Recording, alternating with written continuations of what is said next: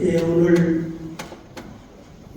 우리가 생각하려고 하는 말씀은 우리 목사님께서 가장 주장하는 게 하나님의 말씀 좀 읽으면 좋겠다.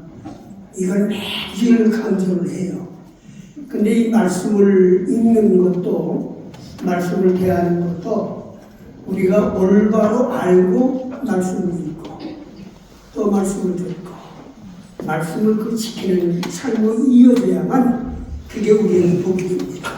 그래서 오늘 이 시간에는 하나님의 말씀을 대하는 우리 성도들의 이제 태도와 이라고 하는 말씀으로 함께 나누려고 해요. 우리 본문 3절 말씀을 한번 같이 읽을까요? 다 같이 읽으세요. 시작. 이 예언의 말씀을 읽는 자와 듣는 자와 그 가운데 기록한 것을 지키는 자는 복이 있나니 때가 가까우니라. 아멘. 기독교 역사상 아마 그리스도인들에게 가장 인상적인 로마의 황제가 누구냐 이렇게 묻는다고 하면 아마 모든 그리스도인들은 도미티안 황제입니다. 이렇게 얘기를 할 거예요. 근데 이 도미티안 황제라고 하는 사람은 누구냐고 하면 티투스 황제의 동생이 되는 사람입니다. 그리고 이 티투스라고 하는 황제가 어떤 사람인가 하면은 AD 70년에 팔레스타인을 침략을 해서 예루살렘 성을 벽돌 위에 벽돌 한 장도 남지 않도록 다 허물어버리고 초토화시킨, 그래서 구약의 이스라엘 백성들을 세계적으로 싹 다 수변하고 흩어져 버리는, 그래가지고 그걸 우리는 디아스포라라 그렇게 얘기를 해요. 그렇게 만든 황제가 바로 티투스 황제입니다. 그런데 이 티투스 황제라고 하는 사람은 무엇으로 유명한가니 상당히 지혜롭고 명석한 그런 전략가였고 정치가였어요. 그런데 그의 동생 티투스, 이 도미티안 황제는 자기 형하고는 아주 다른 사람이었습니다. 그 자기 형 이 티투스 황제는 아주 예루살렘 성을 초토화시켰지만은 그렇게 잔인한 사람은 아니었어요. 그런데 그의 동생 이제 도미티안 황제는 뒤를 이어서 황제가 되어졌지만은 매우 아주 잔혹한 사람이었습니다. 특별히 그리스도인들에게는 굉장히 아주 엄격하고 상당히 박해를 심하게 했던 그 황제가 도미티안 황제라고 하는 그런 사람입니다. 그래서 이제 우리가 생각할 수 있는 것은 뭐고 하니 바로 이 도미티안 황제를 시작으로 해서 로마 황제에게 인사를 할 때에 도미티안 황제는 나의 주인이 되십니다. 나의 주님이 되십니다. 이렇게 황제 숭배 사상을 계속 시작하고 계속 압력을 가했던 그런 왕입니다. 그래서 이 도미티안 황제라고 하는 이 황제는 우리 그리스도인들에게는 아주 엄청나게 박해를 가했던 그런 황제라고 봅니다. 그래서 그때서부터 로마 시민이라든지 아니면 로마의 통치가 미치는 모든 지역에 있는 거주민들은 너나 할 것 없이 전부가 다 시저는 나의 뭡니다? 나의 주님이 되십니다. 나의 주가 되신다고 이렇게 인사를 해야만 되었습니다. 그러니까 누구나 만나면 전부 다 인사를 할 때 시저는 나의 주님이십니다. 이렇게 고백을 하게 만들었었어요. 그런데 이 요한계시록을 기록할 당시에 또 이 요한계시록을 기록한 것을 받았던 그 당시에 살고 있었던 그리스도인들은 그렇게 말할 수가 없었어요. 그래서 이 사람들이 모여서 시저는 나의 주님이 되십니다. 이렇게 인사를 하게 되면 이제 우리 그리스도인들은 아닙니다. 나의 주님은 바로 예수 그리스도밖에는 없습니다. 이렇게 고백을 했다고 하는 것입니다. 이 고백 때문에 1세기 그리스도인들은 순교의 제물로 희생을 당하기 시작을 했다는 것입니다. 그러니까 그때 당시에 그리스도인들 가운데는 자기의 신앙을 저버리는 사람도 있었어요. 왜냐하면 대부분의 그리스도인들 가운데에 부차하게 자기 육신의 목숨을 구걸하지 않는 사람도 있었지만은 이 땅 위에서 예수로 말미암아서 내가 뭔가 좀 한자리 해봐야 되겠다 이렇게 생각을 하면서 예수를 따랐던 사람들은 전부가 다 이제 신앙 이전의 삶으로 돌아가기 시작했다는 겁니다. 아, 예수님이 저렇게 죽는 걸 보니까 이제 소용이 없구나. 이래서 그들은 다 돌아가기 시작을 했어요. 그래서 이제 그들로 하여금 이제 그런 어려움이 있을 때 그래서 이제 이들은 십자가를 통해서 예수님의 돌아가심을 보면서 신앙을 저버리기 시작을 했다는 것입니다. 그런데 이 편지를 기록한 사도 요한은 바로 몇 살 때 예수님을 처음 만나게 되는가 하니 30살 때. 그때에 이 사도 사도 요한은 바로 예수님을 만나게 됐어요. 그리고 난 다음에 60년이라고 하는 세월이 흐른 다음에 우리가 지금 공부하고 있는 이 요한계시록을 기록을 하게 되었다는 것입니다. 그러니까 60년이라고 하는 세월이 흘러갔지만은 사도 요한을 비롯한 많은 그리스도인들의 제자들이, 예수님의 제자들이 그들의 신앙을 끝까지 고수를 할 수가 있었다는 것이에요. 그럼 왜 그렇게 고수를 했느냐? 그것은 바로 예수님의 살아계심을 확실히 믿었기 때문이라고 하는 것입니다. 예수님이 살아계심을 믿었다. 예수님이 십자가에서 돌아가신 것으로 끝나는 것이 아니라 바로 그 죽음을 이기시고 부활하신 분이다. 이 사실을 그들은 예수님을 만남으로 인해서 다시 깨닫게 됐다는 것입니다. 그래서 엠마오라고 하던 두 제자가 예수님 만나면서부터 다시 그들은 어떻게 했어요?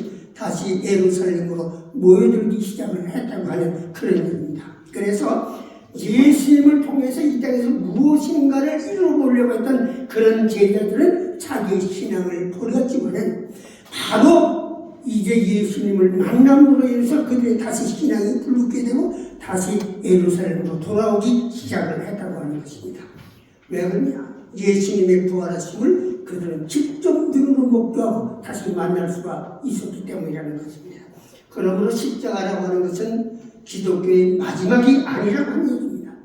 주님께서는 오늘도 우리가 목사님을 통해서 말씀을 들었습니다마는 십자가를 통해서 죽음을 이기시고 바로 부활하신 그 주님을 그들은 만났기 때문에 바로 그 주님은 지금도 살아계셔서 내 곁에 계시고 나와 함께 하신다고 확신을 가졌기 때문에 그들은 다시 예루살렘으로 모여들기 시작을 했다고 합니다.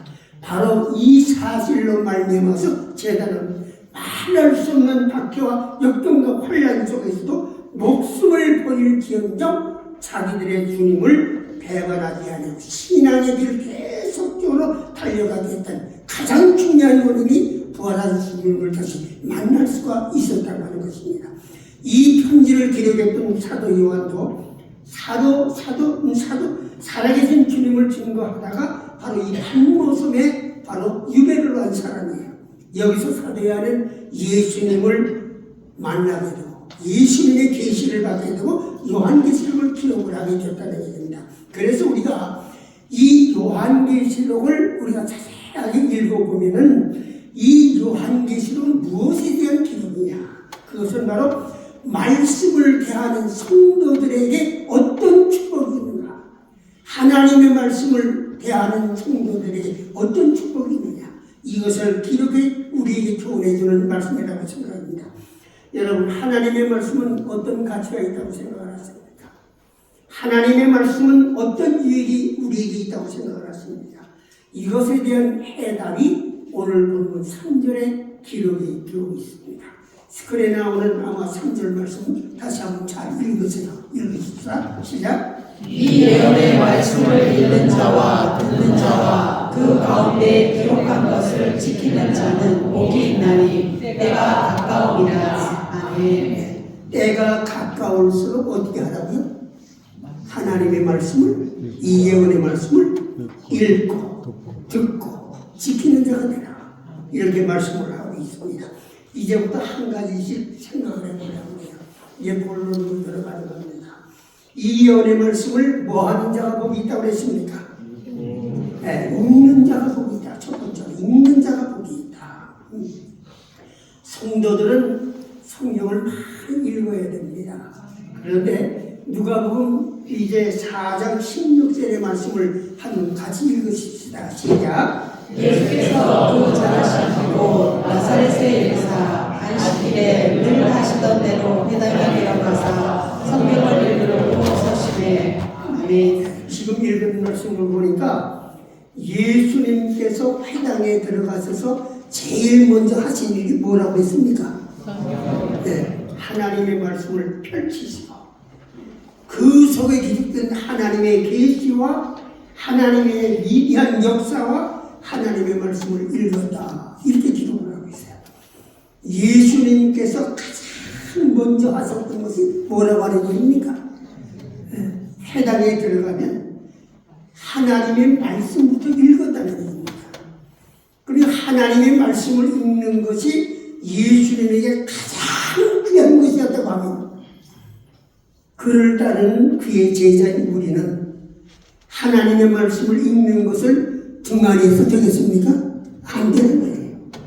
그래서 하나님의 말씀을 계속 읽어야 된다고 하는 것입니다. 그런데요, 중요한 게 하나 있어요. 뭔고 하니 오늘날 성도들이 성경을 읽을 때에 어떤 자세로 읽어야 되겠냐. 그게 소중한 거예요. 하나님의 말씀을 읽는 거 상당히 중요합니다. 근데 하나님의 말씀은 어떤 자세를 가지고 어떤 태도를 가지고 어떤 관심을 가지고 하나님의 말씀을 접하고 읽어야 되느냐. 이게 소중한 게예요. 그러니까 이스라엘 백성들은 구약의 성도들은요 이 말씀을 읽을 때 그냥 건성검증이 있지 않았습니다.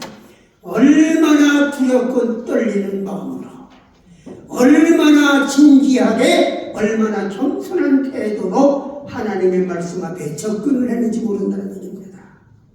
이게 소중한 거예요. 얼마나 떨리는 마음으로 이 말씀에 무엇을 우리에게 조언해 줄 것인가? 떨리는 마음.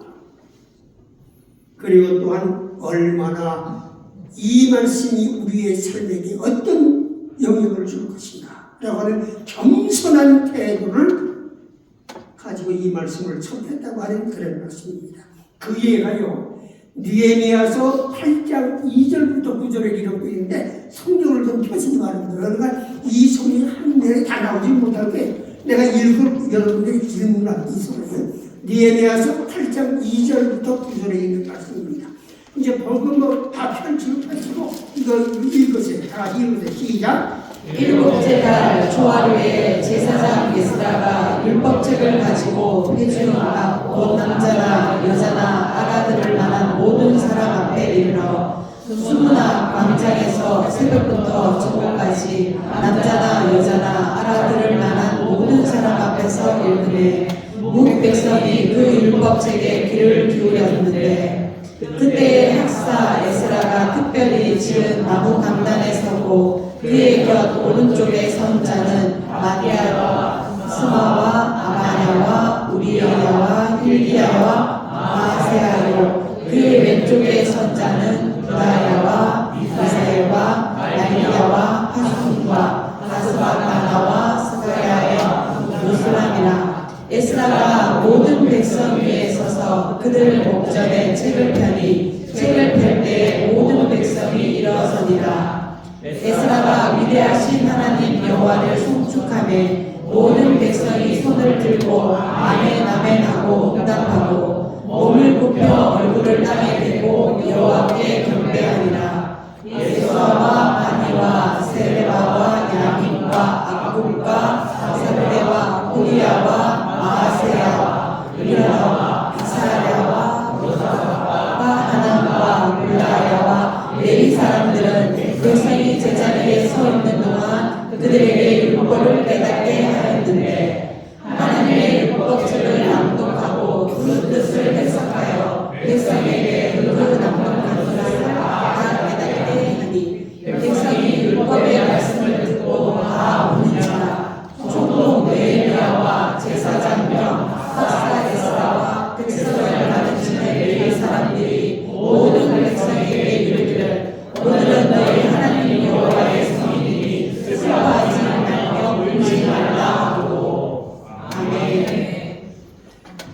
어때요? 지금 읽은 말씀을 읽으려니까 혀가 제대로 잘 돌아가요. 이 말씀을 틀리지 않고 정확하게 그냥 줄줄줄 읽을 수 있으면 그거는 정말 성경을 오래 탐독하는 겁니다. 그래서 이걸 읽혔어요, 제가. 그리고 이 말씀이 우리에게 주는 교훈이 얼마나 소중한지 몰라. 이제부터 봐요. 지금 읽은 말씀 보니까 에스라가 율법책을 가지고 이 율법책이라는 게 뭡니까? 지금 우리가 보고 있는 성경책을 얘기하는 거예요. 성경책을 가지고 새벽부터 오전까지 남자와 여자 그리고 알아들을 만한 모든 사람들 앞에서 읽었다고 그랬어요. 그러니까 계속해서 보면요, 뭇백성들이 그 율법책을 어떻게 했다고 했습니까? 여러분 오늘 읽은 말씀 가운데 3절 말씀 보세요. 뭐 어떻게 했다고 했습니까? 뭇백성이 그 율법책을 읽을 때 귀를 기울였다 했어요. 건성건성 있는 게 아니라 무슨 말씀을 하시는가? 귀를 기울였다고 했어요. 그리고 에스라가 성경책을 읽으려고 특별히 나무로 만든 강단에 서서 성경책을 쫙 펼치니까 백성들이 어떻게 했다고 했습니까? 5절에 있는 말씀을 보니까 백성들이 전부 다 일제히 일어섰다고 했어요. 저는 그래서 미국에서 목회할 때 하나님의 말씀은 앉아서 안 읽어서 왜? 하나님의 거룩한 말씀이 읽어지는데 절대 앉아서 읽어요? 그래서 이스라엘 백성들은 구약에 있는 이스라엘 백성들은 하나님의 말씀을 이렇게 전부 다 일어섰어요. 일어서서 들었어요. 그냥 그렇게 들을 수가 없었다는 거예요. 그들은. 지금 그 자세를 지금 가르치고 있는 겁니다. 하나님의 말씀을 어떻게 돼야 하는가. 그래서 백성들이 일제히 일어났습니다.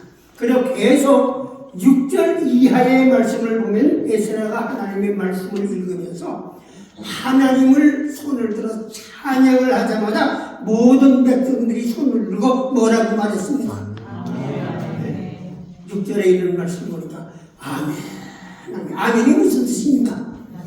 그 말씀대로 이루어질지어다. 그 말씀대로 이루어지는 것을 믿습니다. 그 뜻이에요. 그 얼마나 우리가 성경 읽는 태도가 다릅니까? 여러분 그런 마음으로 읽어요? 하나님을 찾을 때 마음이 뜨거운 일입니다. 그러면 아멘 하면 그럽니까? 그래서 그들은 하나님의 말씀을 건성으로 잊지 않았어요. 그리고 그들은 몸을 굽혀서 얼굴을 땅에 대고 여호와께 뭘 했다고 했습니까? 6절에 있는 말씀을 보니까 경배했다 했어요. 경배했다. 그래 예배를 드리는 심정으로 하나님의 말씀을 읽었다는 거예요. 읽었다는 거예요. 여기서 깨닫게 되는 것은 이스라엘 백성들에게 가장 큰 권위는 하나님의 말씀입니다. 이 말씀 앞에 이스라엘 백성들은 전인격적으로 그 전 존재를 기울여서 바로 기울인 응답을 하나님 앞에 바쳤다는 거예요. 내가 지금 하나님의 말씀 읽는 태도하고 너무나 다르지 않아요? 같아요? 참 중요한 거예요. 우리가 하나님의 말씀을 성경을 10번 읽었네, 20번 읽었네, 그거 중요하지요? 그러나 그것보다 더 중요한 것은 하나님의 말씀을 읽을 때 여기에 구약에 나와 있는 이스라엘 백성들이 제사장이 하나님의 말씀을 읽을 때 어떤 태도로 임했는가? 이게 더 중요하다 그 말이에요. 그러니까 여기에서 깨닫게 되는 것은 이스라엘 백성들에게 가장 큰 권위는 뭐라는 얘기입니까? 하나님의 말씀입니다. 이 하나님 말씀 앞에 이스라엘 백성들은 전인격적인 그들의 전존재를 기울여서 다스리고 있었다고 하는 사실을 우리는 교훈받게 됩니다. 믿으시면 아멘. 네. 계속해서 니에미야 8장 7절과 8절을 읽어봐요. 여기 다 같이 읽으세요. 시작. 아니와 세라와 야민과 안국과 사무대와 오디아와 마아세와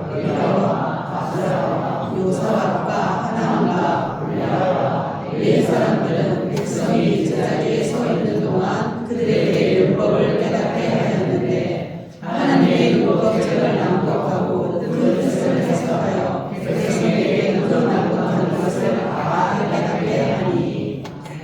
지금 읽은 7절 말씀을 보니까요, 예수와 바리가 백성들에게 율법책을 낭독하고 그 뜻을 해석을 해서 백성들 하여금 어떻게 되었습니까? 깨닫게 했다. 깨닫게 했다. 계속해서 8절 9절 한번 읽으세요. 시작.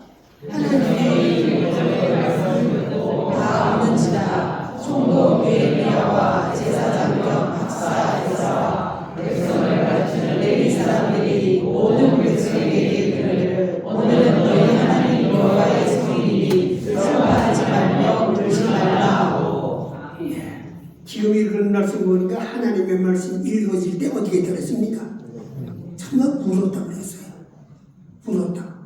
그냥 눈물이 주고. 오늘 우리 목사님 슬라이드로다가 이제 약간 짤막한 거는 이제 사파를 이렇게 할 때 눈물을 흘리는 분들도 계시더라고. 딱 보니까 이 구약의 이스라엘 백성들은요, 하나님의 순수한 말씀만 읽어도 어디 눈물을 푹 흘리는 거예요.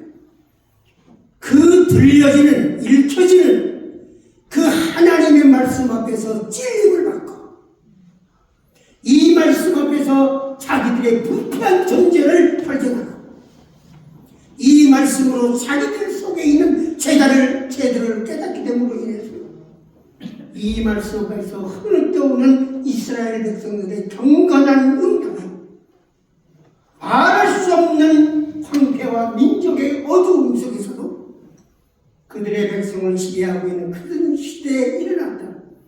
영적인 부흥이라고 하는 사실을 우리는 기억하게 됩니다. 여기서 깨닫게 되는 교훈이 무엇입니까? 하나님의 말씀이 없는 곳에는 결코 뭐가 없다? 영적인 부흥은 기대할 수가 없다. 제가 이 교회 좋아하는 이유가 있어. 먼 데서 오는 이유가 하나님의 말씀 참 많이 읽히려고 노력해. 우리 김박사님들 안 되시고 그게 좋아. 우리 그리스도인들은요, 하나님의 말씀을 떠나서 아무것도 못하는 거예요. 지가 우리 잘났어도.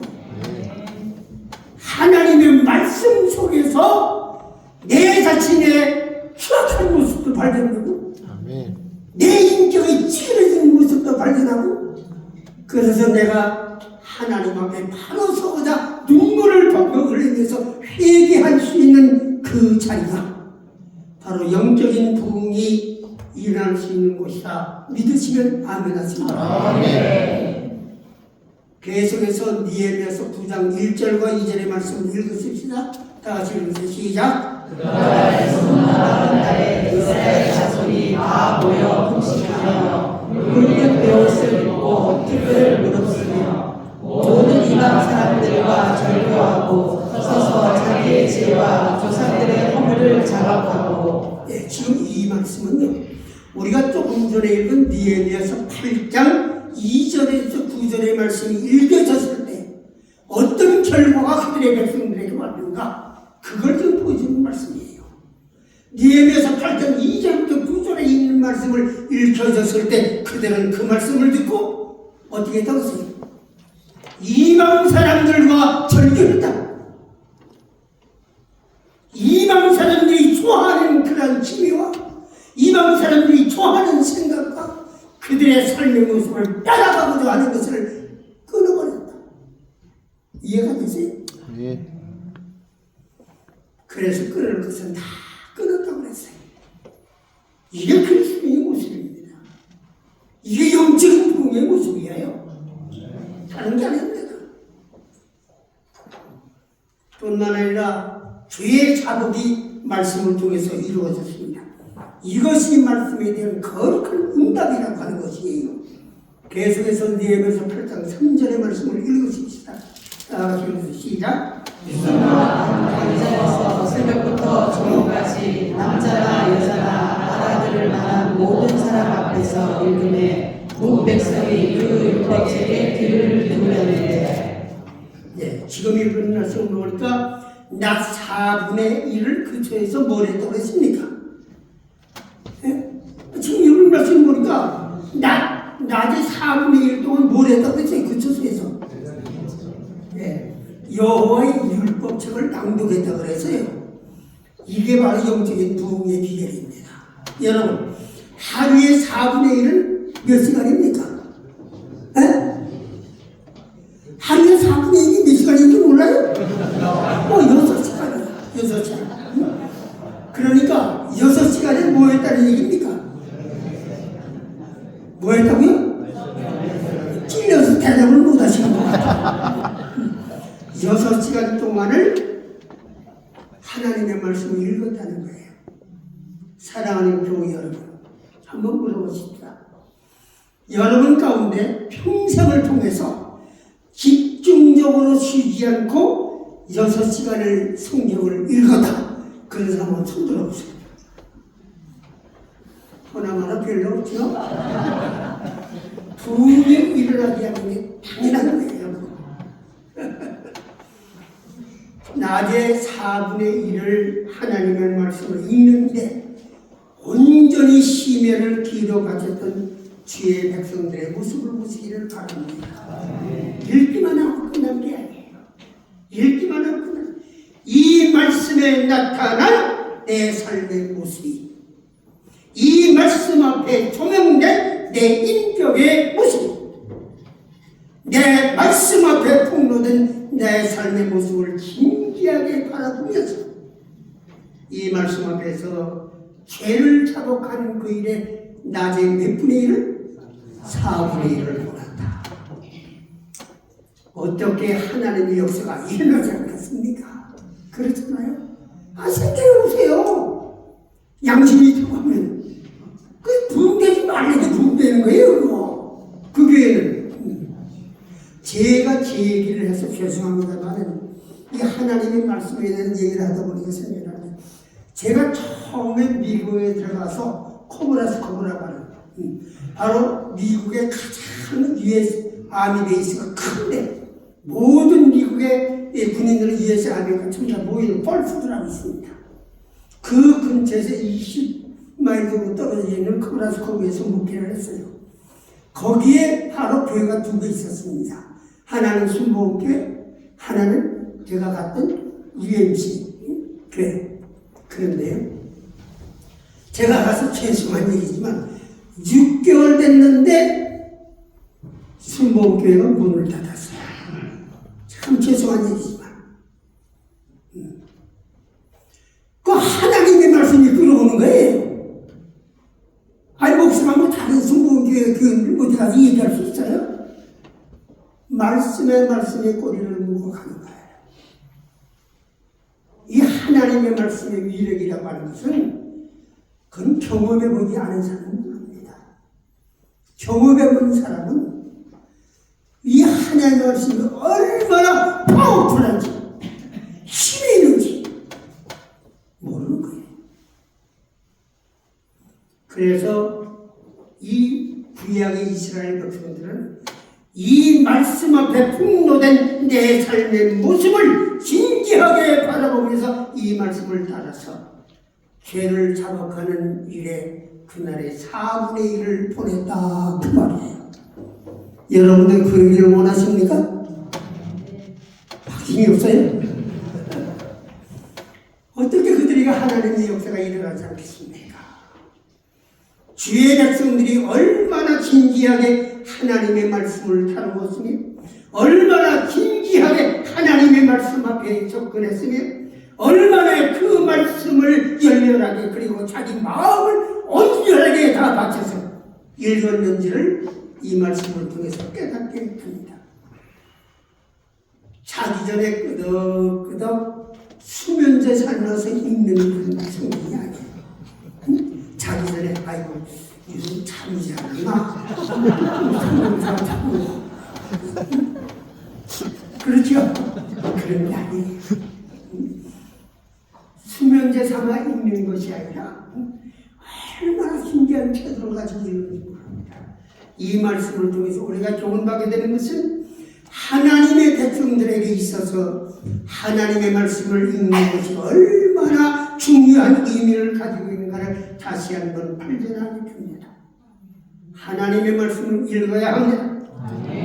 하나님의 말씀을 읽지 않으면 하나님의 역사는 절대로 absolute 교회에서 일어나지 않습니다. 둘째로 이 예언의 말씀을 듣는 자가 복이 있다 그랬어요. 이 말씀을 듣는 자가 읽는 자만이 아니라 듣는 자도 복이 있다. 때문에 성도들은요, 성경을 읽는 것 못지않게 듣는 일도 중요합니다. 그래서 로마서 10장 17절의 말씀 한번 같이 읽어요. 시작. 그러므로 믿음은 들음에서 나며 들음은 그리스도의 말씀으로 말미암느니라. 믿음은 어디서 나요?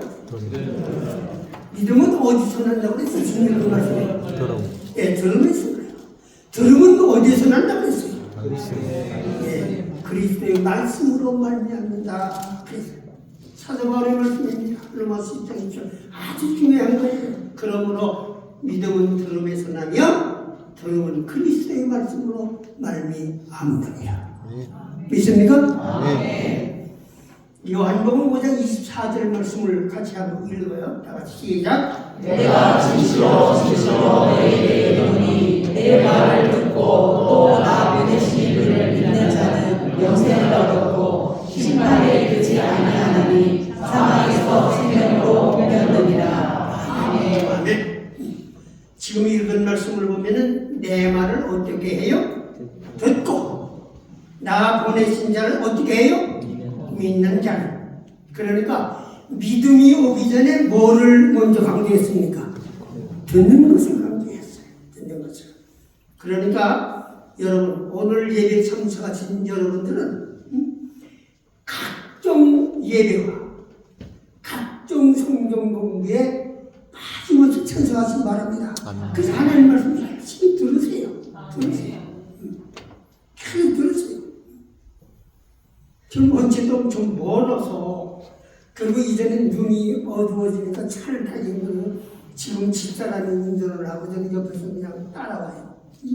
그래서 이제 이런 일이 멀어서 오지를 못합니다. 한 30분 40분 걸려 오니까. 그러니까 여러분들이 가차에 있는 분들은 많이 참석하세요. 아주 중요한 겁니다. 각종 성경 공부, 각종 예배 열심히 참석하시기 바랍니다. 그리고 세 번째로 이 예언의 말씀을 어떻게 하는 자가 복이 있다고 했습니까? 지키는 자가 복이 있다고 했어요. 오늘 보면 3절입니다. 그러니까 읽는 것도 중요하고 듣는 것도 중요한데 뭐가 중요하다? 지키는 자가 중요하다. 읽는 것도 중요하고 듣는 것도 중요하지만 그것으로 끝나버리면 나의 이그러진 잘못된 삶은 절대로 교정받을 수가 없다. 이해가 되세요? 이 삼위일체 좀 따라가야 돼. 읽는 것과 듣는 것과 뭘? 지키는 것. 내 삶이 삐뚤어진 내 인격이 내 속에 잠재 있는 죄의 성품이 어떻게 하면 좀 제거하고 없애야 되겠는데 변화를 받아야 되겠는데 그런 생각을 가지고 계신 분이라고 하면은 읽고 듣는 것으로 끝나는 것이 아니라 하나님의 말씀을 어디에 지키는 자가 되시기를 바랍니다.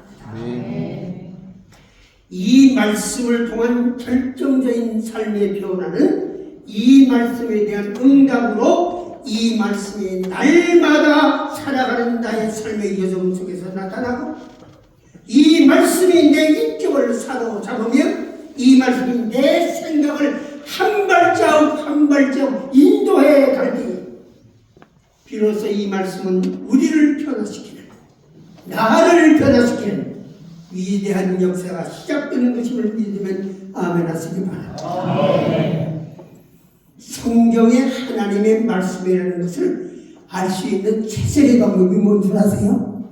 여러분, 내게 성경을 안 가져오려고 하나님의 말씀, 성경책에 하나님의 말씀을 여러분 확실히 믿습니까? 네. 그거 어떻게 알아요? 그거 어떻게 알아요? 이 성경책이 하나님의 말씀이라는 것을 확실히 알 수 있는 성경들이 있어요. 그 말씀 본거하니 요한복음 7장을 열고 17절을 다 같이 읽으세요. 시작. 사람이 하나님의 뜻을 행하려 하면 이 교훈이 하나님께로부터 왔는지 내가 스스로 말하는지 알리라. 아멘. 지금 읽은 말씀을 보니까 이 교훈이 하나님의 말씀인지 아닌지를 알 수 있는 방법은 뭐라고 했습니까? 하나님의 뜻을 행하여 보면 알 수 있다고 말이에요. 행하여 보면. 말씀을 읽고 그리고 이 말씀을 생활에 적용해 보면은 그 순간 이 말씀이 내 삶을 바꾸어가는 것을 발견합니다. 내 젖된 인생의 성품이 사라져가면서 바로 그리스도의 삶으로 바뀌어지는 것. 이것을 보면 이거는 사람의 말이 아니고 정말 하나님의 말씀이구나. 하나님의 능력의 말씀이 아니고서 나를 변화시킬 수 있습니까? 없어요. 절대 없어요. 그렇기 때문에 이 말씀이 나의 영혼을 구원하는 그 위대함을 볼 수 있다고 하면은 그건 누구의 말씀이에요? 하나님의 말씀입니다. 이것은 정말 하나님의 통이구나. 최악의 성경 공부 방법이 있어요. 여기 지금 성경 공부반들이 많이 있죠? 난 뭐 잘 모르지만 최악의 성경 공부 방법이 있어요. 최악의 잘못된 거. 그건 뭔가 하니 이 머리 지식을 쌓기 위해서 성경 공부하는 것이 최악의 성경 공부 방법입니다. 성경을 공부하는 것은 머리에 지식을 쌓으려고 하는 거 아니에요. 최선의 성경 방법은 바로 뭡니까?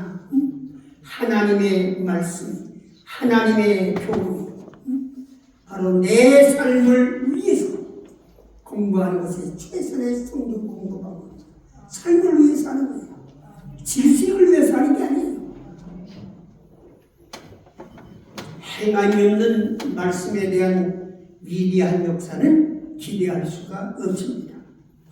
요한복음 14장 15절의 말씀은 예수님이 최후에 예수님의 최후가 서서히 가까워오던 날 저 유명한 다락방에서 친히 예수님이 하신 말씀입니다. 스크린을 보고 함께 읽어요. 다 같이 읽으세요. 시작. 너희가 나를 사랑하면 나의 계명을 지키리라. 아멘. 여러분 주님 사랑하십니까? 아멘. 무슨 증거 있어요? 주님을 사랑하신다고 아멘 그런데 무슨 증거 있어요? 증거는 없어요? 내 입술의 언어만 가지고는 주님을 사랑한다는 내 사랑을 증명할 수가 있습니까? 없습니까? 없어요. 없어요. 그래서 예수님 자신이 말씀하시기를 너희가 나를 사랑하면 뭐라고 하세요? 내 계명을 지키라. 내 계명을 지키라. 하나님을 사랑하는 확증이 하나님의 말씀 뭐 하는 것이다? 지키는 것이다. 이해가 되셨으면 아멘. 아멘이죠.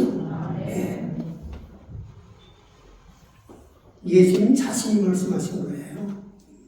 요한복음 14장 21절의 말씀을 같이 한번 읽어요. 다 같이 시작. 나의 계명을 지키는 자라야 나를 사랑하는 자니 나를 사랑하는 자는 내 아버지께 사랑을 받을 것이요 나도 그를 사랑하여 그에게 나를 나타내리라. 여러분 하나님 보고 싶습니까? 하나님 보고 싶으세요? 아마 보고 싶지 않은 사람 한 사람 없을 거예요. 그죠? 하나님 보고 저는 무지무지하게 보고 싶어. 하나님은 과연 어떻게 생겼을까? 보고 싶어요. 하나님의 위대한 권능과 이적과 역사를 여러분 보기 원하세요? 그렇다면 하나님의 말씀을 어떻게 지켜 행하시기 바랍니다. 그러면 하나님의 위대한 권능과 하나님의 이적과 역사를 바라보게 될 것입니다. 지켜야 하겠어요. 하나님의 말씀을 순종할 때에 말씀대로 응답을 하시고 내 생활과 내 인격 가운데 찾아오셔서 나를 지배하시고 내 기도를 들으시고 응답하시는 살아계신 하나님의 놀라운 역사를 여러분들은 접하게 될 것입니다. 믿으시면 아멘. 네. 요한계시록을 왜 기록했을까? 두 가지만 말씀을 드리고 싶어요.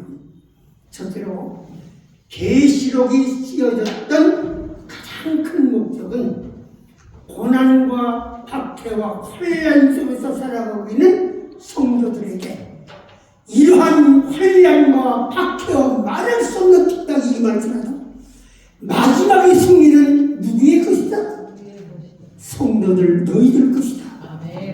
이것을 가르치기 위해서 이 말씀이 기록된 거예요. 이 요한계시록이요, 뭐 공갈치라고 기록된 게 아니에요. 뭐 위협을 가하려고 기록된 게 아니에요. 이 말씀의 진가를 알기 위해서는 하나님의 말씀을 읽고 듣고 지켜보면서 내 삶의 인격의 지혜 점점 변화되어지는 것을 보면 놀랍구나, 이걸 깨닫게 됩니다. 그래서 마지막 때에 큰 환난이 일어날 것인데, 다음 시간에는 제가 구름 타고 오시리라 예수님의 재림에 대해서 실제로 말씀을 증거하려고요. 그때는 이제 정말 복음에 이제 조금 매뉴얼을 볼 수 있는데 뭐 다 이해는 하실지 모르지만 가르치긴 가르쳐야 되는데, 그래서 바로 내 기도를 들으시고 응답하시는 사랑의 하나님의 놀라운 역사를 우리가 접하게 되려고 하는 하나님의 말씀을 잘 지켜 행하시기를 바랍니다. 그래서 이 요한계시록은 마지막 때에, 종말의 때에 우리 성도들이 최후의 승리를 할 수가 있다. 아무리 사탄 마귀가 적그리스도가 아무리 날개도 하나님의 보호 속에 우리는 뭐예요? 승리할 수 있다. 믿습니까? 그걸 위함이 가르쳐주는 거예요. 그래서 이 요한계시록을 제대로 보아야 됩니다. 그러면 환난과 핍박 가운데 탁 접해도 어디에 됩니까? 자신 있는 거예요. 자신 있는 거예요. 자신, 마지막은 우리의 승리 것이다. 사도 요한이 발모섬에서 이 계시를 받고 그 순간 수많은 세계 크리스천들은 로마의 폭도들 앞에서 종교 탄압 아래서 말로 다 할 수 없는, 형용할 수 없는 박해와 고난을 겪고 있었습니다. 그때에 이 책이 쓰여진 것이에요. 그래서 최후의 승리는 누구의 것이다? 성도들의 것이다. 이것이 요한계시록의 가장 중요한 메시지입니다. 그래서 요한계시록 1장 1절에 보니까 이 요한계시록은 뭐라고 써요? 사도 요한의 계시가 아니라 누구의 계시? 예수 그리스도의 계시라고 했어요. 계시라고 하는 말은 무슨 뜻입니까? 또 레벨레이션이라고 영어로 얘기하는데, 이 계시라는 것은 딱 여기가 뚜껑 속에 잠겨 있는 걸, 다 감춰져 있는 것을 뚜껑을 열어서 그 속에 무엇이 있는가를 보여주는 게 계시예요. 그러니까 예수 그리스도의 계시가 요한계시록이라고 하면 요한계시록의 원천은, 그는 누구에 대한 말씀이라는 뜻입니다. 예수님에 대한 말씀이야, 그 말이에요. 막 적그리스도에 대한 말씀이 아니에요. 그것도 나오지. 그러니까 이 요한계시록을 제대로 이해하게도, 내 영혼을 구원해 주세요. 내 육신을 이끌어 가시는 그 주님은 어떤 분이시구나.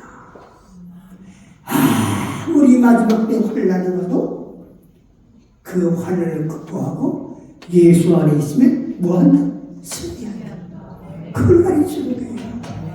그래서 이 요한계시록을 경한이에요.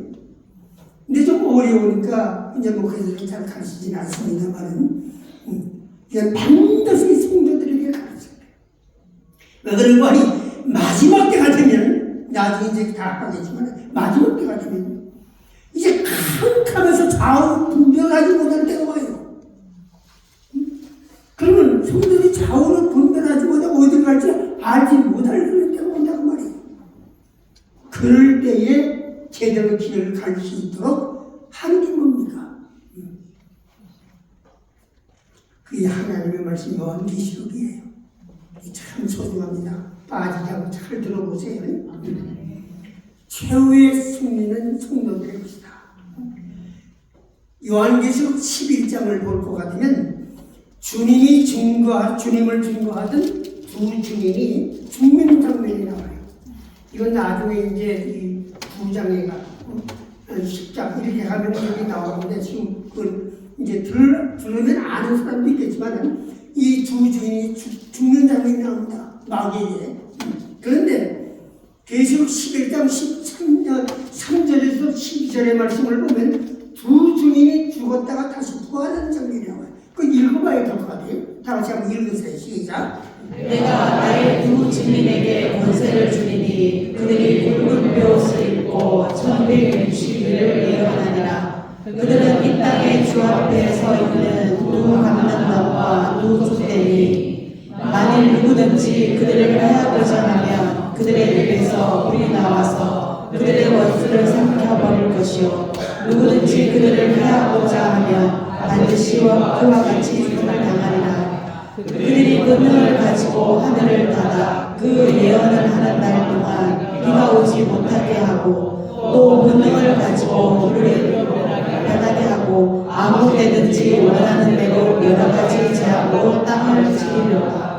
그들의 그 주문을 마칠 때에 무적에로부터 올라오는 짐승이 그들과 더불어 전쟁을 일으켜 그들을 이기고 그들을 죽일 터인즉 그들의 시체가 큰 성 일에 있으리니 그 성은 영적으로 하면 소돔이라고도 하고 애굽이라고도 하니 곧 그들에게 그리스도께서 십자가에 못 박으신 곳이라. 백성들과 족속과 방언과 나라 중에서 사람들이 그 시체를 사흘 반 동안을 보며 무덤에 장사하지 못하게 하리라. 이 두 선지자가 땅에 사는 자들을 괴롭게 하고 땅에 사는 자들이 그들의 죽음을 즐거워하고 기뻐하여 서로 예물을 보내리라 하더라. 3일만 후에 하나님께로부터 생기가 그들 속에 들어가매 그들이 발로 일어서니 구경하는 자들이 그에 두려워하더라. 하늘로부터 큰 음성이 있어 이리로 올라오라 함을 그들이 듣고 구름을 타고 하늘로 올라가니 그들의 원수들도 구경하더라. 아멘. 지금 읽은 이 말씀은 두 증인에 대한 이야기예요. 잘 여러분 이해를 못하시겠지만 요한계시록 7장에 가고 되면 거기에 이제 하나님의 입맞은 종들, 그 신천지에서 잠깐 잘못되게 하고 있는 그 12지파의 그 입맞은 종들 마지막 때 뭐 한다고 하는 그 말씀 거기에 나오는 하나님의 입맞은 종들입니다. 여기 두 증인이. 그래서 말씀을 마지막 때에 증거하다가 사탄 마귀에게 죽임을 당해요. 그 두 증인이. 그런데 여기 지금 읽었습니다만은 죽었을 때 뭐라고 말씀을 하는 거니? 3일 반 동안 무덤 장사하지 마라. 그냥 놔두라. 그랬죠? 그렇게 하고 3일 반이 있는 다음에 오늘 읽을 말씀 가운데 3일 반 후에 11절에 있는 말씀 보니까 하나님께로부터 생기가 그들 속에 들어가네. 그들이 발로 일어서니 부경하는 자들이 크게 두려워하더라. 그렇죠? 그들을 죽였다고 좋아했던 사탄 마귀들이 다시 하나님의 생기가 들어서 그들이 일어났을 때 하늘에서 뭐랍니까? 이리로 올라와라. 그 12절에 보니까 이리로 올라와라. 그러니까 어디에서 하늘로조차 올라간다. 이게 뭡니까? 이게 바로 휴거예요. 휴거. 그 이제 다음 시간에 내가 잠깐 보여줄게요. 어디 휴거는 어떤 사람들이 하는 것처럼 할 텐데 이 휴거입니다. 여러분들 그 얘기 들어서 공민잔치라고 하는 거. 그 얘기예요. 그러니까 이 지금 읽은 말씀 보면 일시적으로 예수를 증거하던 두 증인이 죽으니까 기뻐했던 마귀들이 두 증인이 부활로 말미암아 그들의 기뻐함이 기가 꺾이는 장면이 오늘 본문에 나옵니다. 악은 일시적으로 승리하는 것 같지만 최후의 승리는 누구에게 있다는 얘기입니다. 하나님의 백성들에게 있다. 죽기까지 하나님의 말씀을 붙들고 있는 종들에게 있다. 믿으시면 아멘. 그래서 요한계시록 6장 10절에 있는 말씀을 보면 순교자들이 하나님 앞에 하게 기도하는 게 나와요. 그 한번 읽어보십시다. 스크린으로 한번 읽으세요. 시작. 큰 소리로 불러 이르되 거룩하고 참되신 내 주제여 땅에 거하는 자들을 심판하여 우리 피를 갚아주지 아니하시기를 어느 때까지 하시려 하나이까 하니. 이게 바로 순교자들이 예수를 증거하다가 죽었어요. 그래서 이제 나중에 이제 그 도표를 나중에 가르쳐 이제 보면서 알게 주겠지만 이제 예수를 믿다 죽으면은 오늘 우리 예수 믿는 것처럼 우리 예수님 멀어서 두 강국 가운데 하나 멀어서 오늘 네가 나와 함께 어디 있을 것이다? 낙원에 있을 것이다. 그래서 예수 믿고 죽은 영혼들은 지금 낙원에 가 있어요. 그리고 그 속에는 순교자들이 거기에 들어가 있어요. 근데 순교자들은 바로 예수님이 공중에 강림하신 때에 바로 거기에 이제 올라갑니다. 공중 혼인잔치로 하나님의 입맞은 자하고 같이 그랬다가 그가 이제 나중에 이제 천년왕국이 이루어지기 전에 이 땅으로 와서 천년왕국을 건설하시고 백보자 심판이고 그 다음에 신천신지로 들어가는 거예요. 잘 이해가 안 되죠. 하여튼 그런 순서로 되어집니다. 천천히 이제 배우다 보면 알 수가 있어요. 그래서 여기 보니까 순교자들이 애타게 기도하는 모습이 나옵니다. 순교자들의 피를 언제까지 신음해 주시겠습니까? 억울합니다, 하나님. 언제까지 신음해 주시겠습니까? 어느 때까지 이 어둠이 계속되겠습니까? 어느 때까지 악함이 고통이 계속될 것입니까? 어느 때까지 이 역사의 부조리와 역사의 수많은 악으로 계속될 것입니다. 하나님께 대답해 주십시오. 하나님 대답해 주세요. 그렇게 순교자들이 막 부르짖는 거예요. 이렇게 애타게 부르짖는 순교자들의 기도가 기록되십니다. 이 기도 앞에서도 요한은 성령님의 계시를 따라서 예수 그리스도의 메시지를 전하기를 계시록 5장 9절 말씀을 보면 성도들의 기도를 담는 향 그릇을 보여주고 있습니다. 한번 말씀 읽으세요. 시작. 사실에 내 생물과 24 장로들이 두 어린 양 앞에 엎드려 각각 공고와 향이 가득한 군대접을 받았으니 이 향은 성도의 기도들이라. 아멘. 지금 읽은 말씀을 보니까요. 성도들의 기도는 마치 뭐처럼? 향처럼. 향에서 피어서 이제 여기 올라가는 것처럼 하나님 앞에 뭐 하고 있었다는 얘기입니다. 다 응답이 되고 있었다. 그러네. 여러분들이 기도하는 그 기도의 제목은 응답이 지금 안 되는 것 같지만 어떻게? 하나님이 지금 다 받고 계세요. 믿어지십니까? 받고 계세요. 그런데 사도 요한은 말하기를 하나님은 우리의 기도를 듣고 계셨다고 하는 사실을 마치 분향단에서 피어오르는 그 향 계속해서 하나님 앞에 상달을 비우는 것으로 우리에게 말씀을 주고 있습니다. 그렇게 하나님은 내 기도를 듣고 있다는 사실 여러분 기억하시기 바랍니다. 계시록 8장 3절의 말씀을 보면 드디어 이 성도들의 기도가 하나님이 받으셔서 심판의 역사를 시작하는 것이 요한계시록 8장에 나온 것을 볼 수 있습니다. 스크린을 보고 함께 읽으세요. 시작. 많은 천사가 와서 제단 곁에 서서 금강물을 가지고 많은 향을 받았으니 이는 모든 성도의 기도와 하여 보좌 제단에 들고자 함이라. 지금 읽은 말씀을 보면요, 그 못된 부조리, 그 못된 부족, 그리고 하나님을 대항했던 그 모든 죄를 말소하는 하나님의 심판이 시작되는 것을 볼 수가 있습니다. 그러니까 성도들의 기도는 침묵된 것이 아니고 성도들의 기도는 하나님께서 잊어버린 것이 아니고 바로 하나님은 어떻게 했다는 얘기입니까? 참고 계신다는 얘기예요. 참고 계신다. 그래서 역사 속의 D-Day, 때가 찬 시간이다. 하나님의 시간이 되었을 때 하나님은 반드시 무엇을 심판하심으로 무엇을 심판을 시작하심으로 말미암아 공의로운 하나님의 살아계심을 우리에게 나타내 보이실 것입니다. 고난받게 속에 있는 성도들이요 잠시 동안 참으시기 바랍니다. 하나님은 곧 일어서실 것입니다. 그리고 그간은 활동을 개시하실 것입니다. 그리고 당신들의 억울함을 풀어주실 것입니다. 당신들의 피를 신원하여 주실 것입니다. 그러므로 힘내세요. 이렇게 지금 사도 요한이 말씀을 주고 있는 거예요. 이것이 계시록의 최대 메시지요. 이것이 계시록이 쓰여지게 된 가장 중요한 목적이라는 것입니다. 그 다음에 한 가지만 더 말씀을 드리면 둘째는 요한계시록이 쓰여진 가장 큰 목적은 하나님의 궁극적인 통치입니다. 하나님의 궁극적인 통치. 첫 번째는 뭐라고 그러죠? 성도들의 승리. 두 번째는 뭐라고 그랬어요? 네. 하나님의 궁극적인 통치. 하나님의 궁극적인 통치라는 게 무슨 말입니까?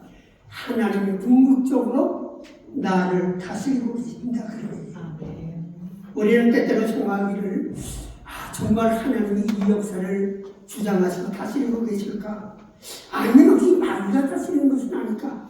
이런 생각을 해보면서 때로는 아니야 아무것도 다스리는 게 없어 그냥 이 세상은 저절로 돌아가는 거야 이렇게 생각을 하는 사람도 있을 수 있습니다.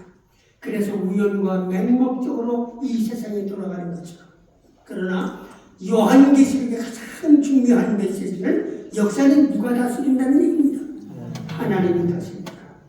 일시적으로 하나님의 목적을 관찰하기 위해서 사탄 마귀에게 일정 부분의 권한을 줄 수가 있습니까? 없습니까? 있어요.